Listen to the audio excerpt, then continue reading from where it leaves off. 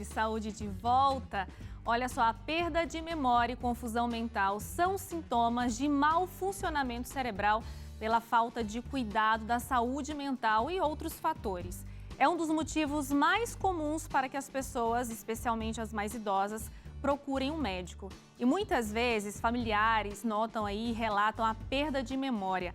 Aproximadamente 14 a 18% das pessoas com mais de 70 anos têm comprometimento aí cognitivo leve, perda de memória, demência, confusão mental. Então hoje a gente vai falar sobre isso aqui no Vida e Saúde, como prevenir essa doença. E para falar sobre esse tema tão importante, a gente vai receber o neurologista, o Dr. Denis Birman, do Hospital Adventista de Manaus. Mas é claro que a gente quer a sua participação no programa de hoje. Então, envie o WhatsApp para a gente, qualquer dúvida. Nosso número está aparecendo na tela, é o 12982-660004. Ou você pode apontar a sua câmera do celular para esse QR Code que aparece na sua tela e vai direto para a nossa mensagem. A gente está aqui para responder a sua pergunta. O programa Vida e Saúde é feito para você e aí a gente quer te incluir nessa conversa, tá ok? Para começar então, Dr. Denis, muito obrigada pela sua visita, mesmo que virtual, aqui no nosso programa. Eu que agradeço o convite, é um prazer enorme estar aqui, trazendo uma informação tão útil no nosso dia a dia, no nosso dia que a população tem envelhecido cada vez mais, né? E que é tão presente essa confusão mental ou demência. Obrigado pelo convite. Pois é, doutor. A gente sabe, né? A gente sempre brinca aqui nos bastidores, eu e a Suzy, a gente estava brincando. Nossa, eu também sempre tenho perdas de memória, às vezes eu estou confusa, era para eu ir para lá. Hoje mesmo eu estava com um recadinho aqui para mim anotado e tudo mais. Mas quando que esse esquecimento passa a ser preocupante? Isso é uma das maiores fontes de consulta do neurologista, o medo da falta de memória, né? Muito se é confundido a falta de memória com a falta de atenção. Às vezes a gente está fazendo uma coisa e prestando atenção em outra, então com certeza a gente não vai conseguir firmar essa memória. Eu costumo dizer que a falta de memória ela é preocupante e precisa de um neurologista quando ela começa a comprometer a tua vida diária, seja ela a tua vida social ou tua vida laboral. Se eu estou vendo que a minha vida está sendo comprometida no trabalho por conta da minha falta de memória, ou mesmo nas minhas relações interpessoais por conta da minha falta de memória, é hora sim de procurar um neurologista para examinar se é algo patológico, ou seja, doença, ou se pode ser um esquecimento normal. Entendi. Mas quais seriam essas doenças que causam essa confusão mental? Quando a gente fala até em confusão mental, a gente tem a confusão mental aguda e aquela confusão mental mais crônica. A confusão mental mais crônica, ela vai se acumulando ao longo do tempo, vai ficando cada dia mais confuso, ao contrário da confusão mental aguda. E quando a gente fala de confusão mental aguda, a gente tem que lembrar de uma doença ou um sintoma do idoso, que é o delirium. O idoso, ele não faz tanta febre quanto a pessoa mais nova, ele não faz tantos sintomas de uma infecção ou de um distúrbio de água, de sais no organismo. Ele costuma fazer confusão mental. Então, isso é um quadro muito comum em infecções em idoso. E no nosso caso, né, na atualidade, na pandemia, na Covid também. Então, o idoso, ele tende a fazer muita confusão mental ou estado confusional em estados de infecção ou distúrbios metabólicos. Mas quando a gente está falando de uma confusão mental mais crônica, aí sim a gente tem a grande maioria dos pacientes com demência acometido por Alzheimer. Então, o mal de Alzheimer ou doença de Alzheimer, ele corresponde a 14% desses 14% que você falou de porcentagem de demência nos idosos. A grande maioria é a doença de Alzheimer. Mas é importante. Antes, a gente colocava tudo culpa no Alzheimer, né? Então, esse paciente tem uma demência, a gente ouvia muito falar naquele termo até esclerosado, né? Esse paciente está esclerosado. E achava-se que tudo era Alzheimer, mas tem muita coisa que não é Alzheimer e se parece muito com Alzheimer. E é importante da gente conhecer porque existem doenças que são completamente reversíveis, como, por exemplo, um déficit de vitamina B12, um quadro depressivo em idoso. O quadro de depressão em idoso é o maior diagnóstico diferencial de Alzheimer. Um hipotireoidismo, ou seja, falta de um hormônio da tireoide, falta de zinco, falta de vitamina D no seu organismo, enfim, entre várias outras patologias que podem simular aí uma demência. Mas não é só Alzheimer que causa esquecimento. Importante que a gente frise isso. E tem as causas agudas de esquecimento, que estão muito relacionadas a idoso com infecção. Entendi. Agora, tem uma frase que a gente sempre usa, né, no dia a dia, fala assim, tive um lapso de memória. O que seria esse lapso e quando ele é realmente preocupante? A gente está trazendo mais para o lado do idoso porque a gente entende que é mais natural que isso aconteça com o idoso, mas não é só para o idoso esse tipo de acontecimento, né? Sim. A gente diz que é um lapso de memória quando você tem uma perda completa de um fato que aconteceu. Por exemplo, eu fui ontem num supermercado e fiz compras, mas eu não lembro que eu pisei naquele supermercado. Isso é um lapso de memória. Houve um vão, né, um buraco aí no meio em que a pessoa perdeu completamente a memória. Quando é preocupante, simples, quando você não consegue lembrar daquele evento. Então, se de repente teve um evento, alguma coisa que fugiu da minha memória, não lembrava, mas depois que a pessoa me perguntou, eu comecei a recorrer ao caminho que eu fiz, comecei a relembrar do meu dia e relembrei aquele evento, isso é apenas um lapso de memória. Mas quando a gente realmente não lembra daquele evento, a gente diz que a gente tem uma amnésia anterógrada, ou seja, aquele evento sumiu mesmo da memória. E esse é o caso em que você precisa, talvez até não se preocupar, mas procurar um neurologista, procurar um especialista. Agora, doutor, o que fazer quando a memória começar a falhar? E aí eu faço uma outra pergunta. Tem como prevenir isso, a perda de memória? É possível? É isso. É possível, sim. A gente sabe, eu costumo brincar, dizer que o cérebro é um músculo. Não é, né? Botar ali entre parênteses, mas o cérebro é como se fosse um músculo. Então, quanto mais a gente trabalha, quanto mais a gente exercita esse músculo, mais ele vai trabalhar a nosso favor. Então, se eu sinto que minha memória está começando a falhar, mas eu não tenho doença, eu tenho métodos de fazer com que essa memória melhore. O primeiro de todos que a gente esquece, água. Sem água não tem memória, né? Então, pensem bem, nós somos feitos 70% de água, nosso organismo 70% é água. Se eu não tenho água no meu organismo, eu não tenho matéria-prima para formar e evocar a minha memória. Então, tem inclusive trabalhos mostrando que quem toma mais água tem até 10% de cognição melhor do que quem não toma. Estava até comentando recentemente que teve um trabalho que fizeram mostrando que em 337 alunos que iam fazer uma prova.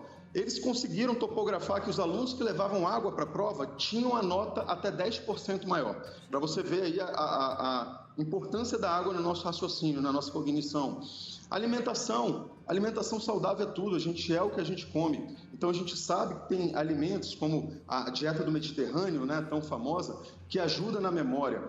O exercício físico está diretamente ligado à memória. Pacientes que fazem exercício físico, não são sedentários, evoluem menos para o Alzheimer, né? A gente está mostrando aqui agora uma tela, enquanto o senhor vai falando, só para poder ficar bem explicativo e as pessoas não se esquecerem, não é verdade? Sim, exato. Pode continuar. Ótimo. Dormir aí o tempo necessário, né? O descanso. Lá na NASA, nos Estados Unidos, tentou-se de tudo para tentar fazer os pilotos ficarem com privação de sono e manterem o reflexo, manterem aí a qualidade do pensamento, da cognição. E viu-se que nada substitui o sono, né? O repouso.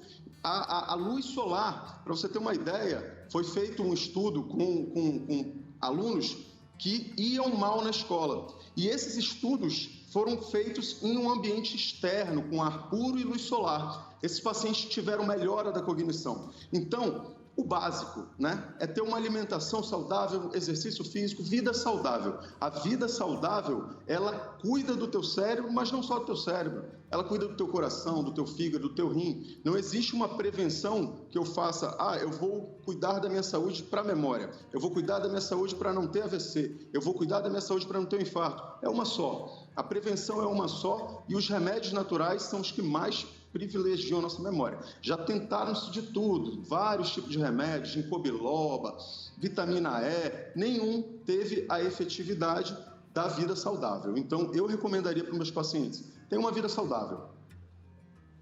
Doutor Denis, eu estou aqui paralisada, viu? Quando o senhor falou sobre a água, eu e a Paty, a gente se olhou e eu realmente me identifiquei com essa situação. Eu não sou uma pessoa que bebo muita água, então pode ser aí uma das questões da minha vida. A minha perda de memória está ligada com a falta de água. Foi uma informação fenomenal, viu, doutor? Agora eu vou aqui para o display, onde a gente a produção preparou aqui do programa, algumas causas aí que podem explicar essa questão da perda de memória e confusão mental. Nós temos esse primeiro aqui, vamos descobrir qual é.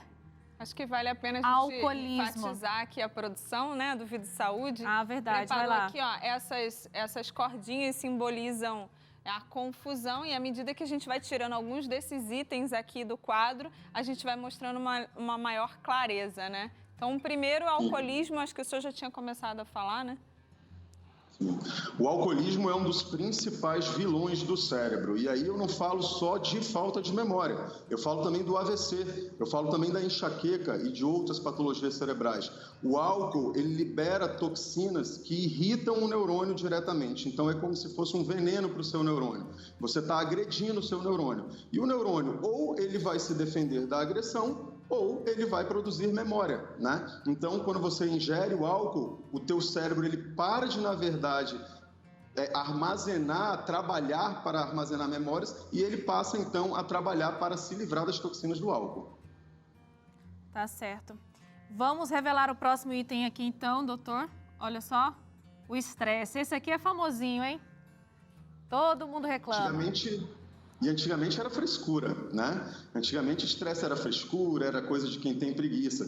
A gente sabe que o estresse emocional libera vários neurotransmissores e alguns hormônios, como por exemplo o cortisol. Cortisol é o hormônio do estresse e ele altera completamente o seu metabolismo. Então, quem tem estresse e não tem um método correto de aliviar esse estresse, esse paciente com certeza vai sofrer com os danos gerados pelo estresse. E a falta de memória é uma delas. Eu costumo dizer que não é nem só algo químico, como eu falei, mas também psíquico. Se você tem um estresse emocional, você não consegue parar de pensar naquilo. E se você não sabe lidar com aquilo, a tua mente fica ocupada em tentar resolver aquele problema. E quando ela está ocupada em resolver aquele problema, o teu cérebro não tem capacidade de armazenar outras coisas. Ele está centrado, focado em resolver aquele teu problema. Então, esse é o maior problema do estresse, mais mesmo do que as substâncias químicas, como cortisol, interleucinas, etc., que ele libera. Muito bom, doutor Denis. Estou aqui fazendo a minha consulta. Já identifiquei um segundo problema aí na minha vida. Olha só o próximo, excesso de remédios. É verdade. E os remédios, né, infelizmente, às vezes o que a gente vê é o paciente tomando um remédio e acaba que aquele remédio faz um mal, aí ele toma um outro remédio para combater o mal que aquele remédio faz, e depois outro, e acaba que, na verdade, a gente está tomando remédio para combater o mal dos outros remédios. O que a gente sabe hoje é que existem remédios que prejudicam muito a memória. E se a gente puder citar aí dois, a gente fala dos benzodiazepínicos, né, que são aqueles remédios tarja preta para acalmar, né, para fazer dormir, né, o famoso Rivotril, né, entre outros, e também remédios que a gente chama de anticolinérgicos. São remédios aí utilizados para algumas doenças, como, por exemplo, o paciente com Parkinson. Mas tem um remédio que ninguém sabe e danifica realmente a memória, que são os remédios para tontura ou labirintite, que são vendidos aí a livre demanda, sem receita médica. Eles prejudicam não só a memória, como eles podem causar em alguns pacientes sinais de parkinsonismo, como a doença de Parkinson realmente. Depois a gente tem que tratar como a doença de Parkinson. E uma coisa que a gente já falou aqui no programa, né? A gente falou, vamos tirar aqui mais um item, a gente está falando da idade, a idade como uma causa, né, dessa perda de memória. E tem um telespectador que mandou uma pergunta. Vamos aproveitar essa oportunidade que o senhor está aqui na tela. A Neuzanir, ela diz assim, tenho 58 anos e de um ano para cá tenho sofrido com muitos esquecimentos. Chega a causar constrangimento. Pode estar relacionado à menopausa?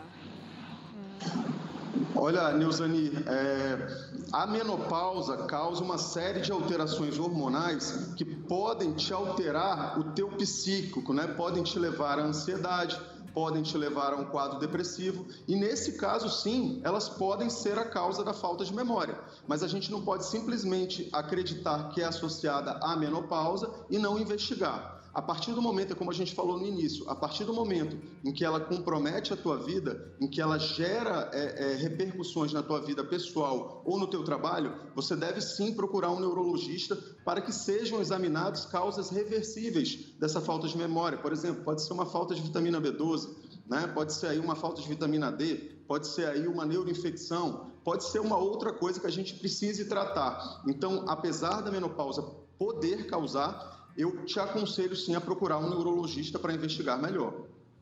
E nada de ficar constrangida, né? A gente tem que buscar ajuda Jamais. e chegar à causa, né, real. Com certeza. Vamos revelar mais um aqui. A gente está falando sobre depressão.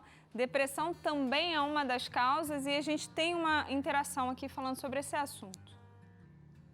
Minha mãe tem doenças de depressão, tem depressão. E quando ela tem uma crise, ela tem perda de memória. Isso pode levar ao Alzheimer? A Bruna está perguntando, doutor.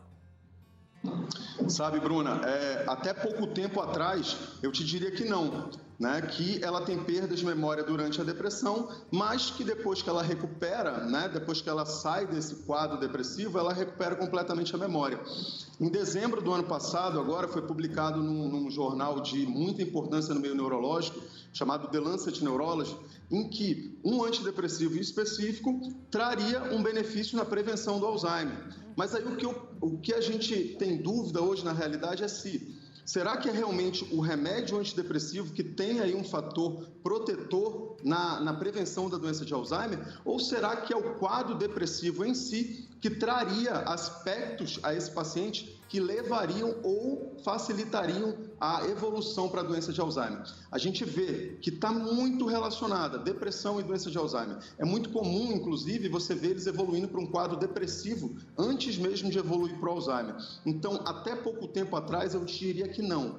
Hoje, na minha prática clínica, eu considero sim a depressão como um fator de risco para Alzheimer. Agora, doutor Denis, sempre que a gente fala sobre saúde, a gente pensa muito na saúde física, no corpo. E pelo que a gente está vendo com o senhor aqui hoje, a saúde mental é tão complexa quanto. E aí eu te faço a pergunta, cuidar da saúde mental é a solução? Cuidar da saúde mental e manter-se cuidando da saúde física. Tem que haver, o que eu costumo falar, um equilíbrio. Né? A gente precisa do equilíbrio. Esse paciente ele não pode só ir para a academia, se preocupar em marombar ali, como fala, ganhar músculo, e não preparar o seu cardiovascular. É a mesma coisa com a saúde do cérebro. Não adianta eu ir para a academia, preparar o meu cardiovascular e minha musculatura, se eu não tiver uma boa saúde cerebral, se eu não tiver uma boa saúde mental.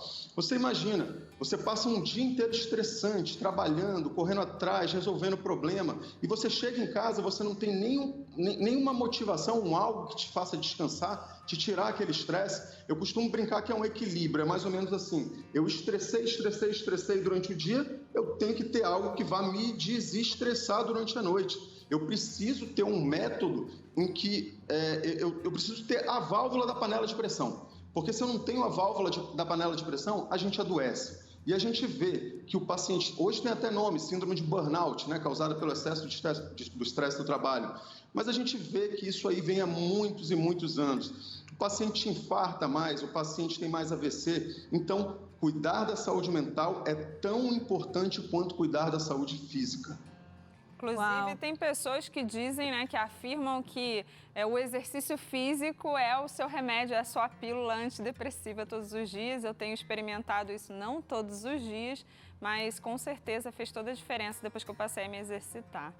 Bom, eu queria finalizar aqui esse momento com uma pergunta com um tema bem atual que a gente vai falar sobre a Covid, né? Eu tive Covid no final do ano passado, meu esposo também, e no processo da Covid, a gente sente que teve alguma confusão mental. Inclusive, ele fala assim, eu não sabia se eu estava dormindo, se eu estava acordado. E a gente vê pesquisas que a maioria dos idosos, quando dão entrada no atendimento, 18%, né, pelo menos 18% afirma que essa confusão mental era o único sintoma que tinha. Então, assim, a Covid e a confusão mental estão relacionadas? Estão. Né? Até a gente não tinha certeza de como a Covid ia afetar o cérebro. Pensava-se que ele vinha através da corrente sanguínea, depois pensava-se que ele vinha através do líquor, depois pensava que ele vinha através de um nervozinho, que é o mesmo nervo do nariz, que faz a gente perder o olfato. O fato é que a gente sabe que hoje o Covid é um vírus que gosta de nervo. A gente tem, e o cérebro, nosso cérebro é formado de nervos, né? Então a gente tem hoje casos de paciente que inicia só com uma alteração de um nervo facial. Ele inicia o Covid, tem Covid só com uma paralisia facial periférica. Ele tem Covid só com um estrabismo, né? Ou seja, ele começou o olho dele começou a desviar por conta do Covid. E a alteração mental também é um dos sintomas do Covid.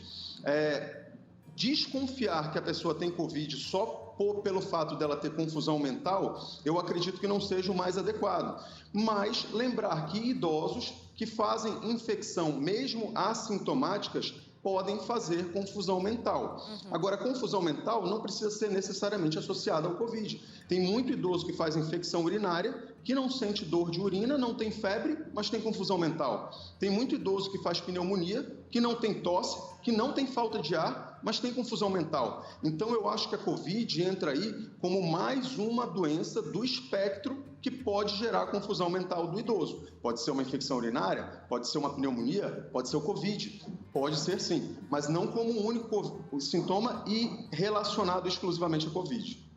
Muito bom. Nossa, esclarecedora. Demais. Assim, a gente já vai sair daqui bebendo água, prestando atenção, fazendo exercício físico, que é o básico. Diminuindo o estresse. Muito obrigada, doutor Denis. Excelente, já estou feliz. A gente quer agradecer também ao Hospital Adventista de Manaus por ter disponibilizado aí a sua agenda para estar com a gente.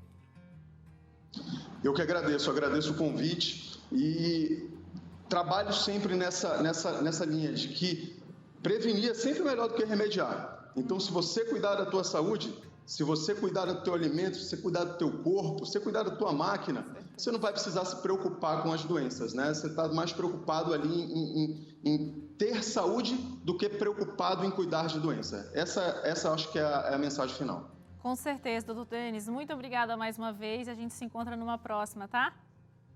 Obrigado. E no próximo bloco, hoje é dia de mandar embora o sedentarismo, aproveitando todo esse assunto que a gente teve aqui com Acerte o Passo. A Tânia já vai estar aqui. Já prepara a sua câmera para você fotografar, filmar esse momento de você suando a camisa aqui junto com a gente. Junto com a gente, né, Paty? A gente vai fazer também? Com certeza. Aproveitar que você... Não. Já fiz hoje meus 40 minutos de lado ali. Vai me deixar sozinha? Com certeza, a gente só faz nos bastidores. Poxa vida! E temos também hoje uma receita maravilhosa, só que eu não vou falar o que está escrito para eu falar. Não é bolacha, é biscoito. É bolacha ou é biscoito? Eu quero saber. É biscoito. Eu conheci como bolacha. Um biscoito de coco e banana que está perfumando o nosso estúdio e eu vou colocar a mão na massa. E eu vou comer. Vida e Saúde volta já já.